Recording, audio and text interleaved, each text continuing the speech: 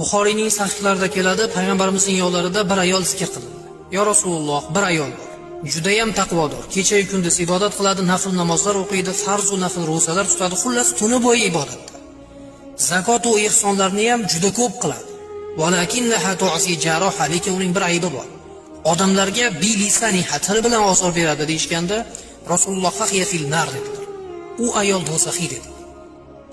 Qani shuncha namoz va ro'za, zakot va ihson, qiynalib tutayotgan ro'zalari qani shunchasi? Hammasi kuyib ketdi. Tilingiz bilan birovga ozor berib qo'ysangiz, amallaringiz xavati bo'lib ketishligi mana shu hadisda bayon qilingan. Va shuni muqobilida boshqa bir ayol zikr qilindi.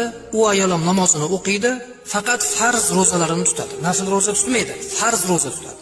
Ihson ham qiladi, lekin juda kam.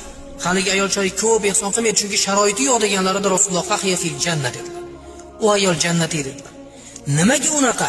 Li'annaha la tu'si jaroha bilisani. Chunki u ayol tili bilan boshqalarga ozor bermaydi dedi. Boshqa bir hadisda bir kishi: "Ya Rasululloh, menga bitta amal o'rgating. Faqat bitta amal bo'lsin.